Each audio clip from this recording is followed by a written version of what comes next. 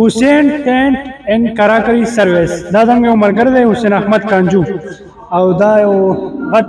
قدم چت کړی دی الله پاک یې کامیاب کړي زموږ دعاګانې ورسره دي حسین احمد صاحب څه غواړئ دومره غټ شي تاسو واغوستو حسین ټینټ اینډ کراکری سروس په نوم باندې تاسو د خدمات عوامو ته وړاندې کوئ نو آیا د لوټ مار دپاره که نه د هغو د فایدې لپاره هم تاسو سوچ لرئ؟ السلام علیکم عبدالله صاحب څنګه یې ښې برابرې خیر دی الحمدلله مونږ د 4-5 کالونه د حسین لایټ هاوس په نوم باندې د ودونو لایټونه سټیجونه او بلکې د جلسو او د ختمونو لپاره ساوند سیستم مهیا کوو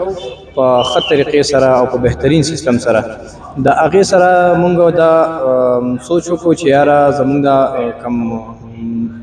خپلوان یا ملګري دي د اسانۍ دپاره چې په یو پلیټفارم په یو ځای باندې دي ته د واده د دې د سامان په یو ځای میلاو شي نو د دې د خدمت لپاره مونږ دا سیستم شروع کړو نوی اوپننګ یې وکړو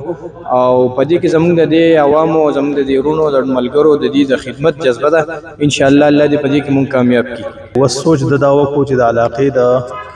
خلکو د اسانۍ دپاره د کراکرۍ د ټینټ د کار شروع شي نو دا به ډېر زیات ښه نو په هغې بیس باندې د کرسۍ سټیج او دا میزونه د غورۍ کراکرۍ چې څومره سامان دی ټینټونه دي نو دا یې راوړل دلته او د حسین ټینټ کراکرۍ په نوم باندې یو جدا کاروبار د شروع کو نو ټول علاقې دپاره یو ډېر د فخر د خوشحالۍ خبره ده او انشاءالله ډېر په ښه نرخ باندې به کسټمرو ته دا هر څه میلاویږي.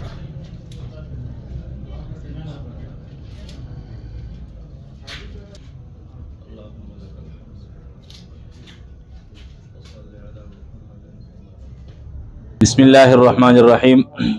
حسین احمد صاحب زموږ یو نوجوان ملګری دی د یو جذبې سره د یو نوي عزم سره هغه په دې مین یو چوک کې د دې ټینټ سروس د هغې آغاز وکړو. اول خو هغه ته مبارکباد پیش کوم او بیا خصوصا هغه معززین علاقه هم راجمع کړو چې دغه پروګرام دا وړاندې شي یو بهترین یو کار آغاز یې وکړو. زموږ د رب نه امید دا دی چې انشاءالله په دغه پروګرام کې به هغه ته الله رب العالمین ډېره ترقي نصیب کړي. خو دغه یو زموږ درخواست دی چې انشاءالله په دې کې هغه د صدق نه د رښتیاو په حوالې سره انشاءالله هغه خپل کار شروع کړي او دغه د هغه جذبه انشاءالله یو نوې جذبه ده نوجوان دی انرژیټک دی زموږ امید دی چې انشاءالله دا پروګرام به د هغه دغه دکان او دغه سروس د آغاز به انشاءالله زر تر زره مخ په وړاندې باندې لاړ شي انشاءالله. حسین احمد زموږ ډېر د وخت ملګری دی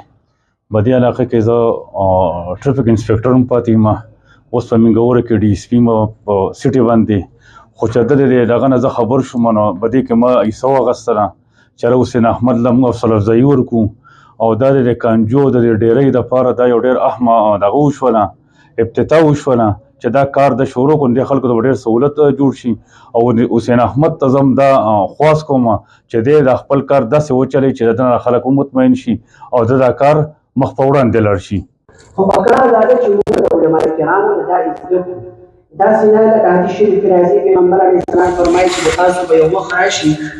چې په تاسو کې به هر سړی د مال د زیاتېدو فکر کوي خو دا پته به ورته نه لګي چې زما مال راځي د کوم ځای نه نه په کوم ځای باندې نو دا بدترین خلک دي. د کاروبار د کوم چې بلوغات دي علماء کرام په خپل جمعو خطباتو کې ذکر کوي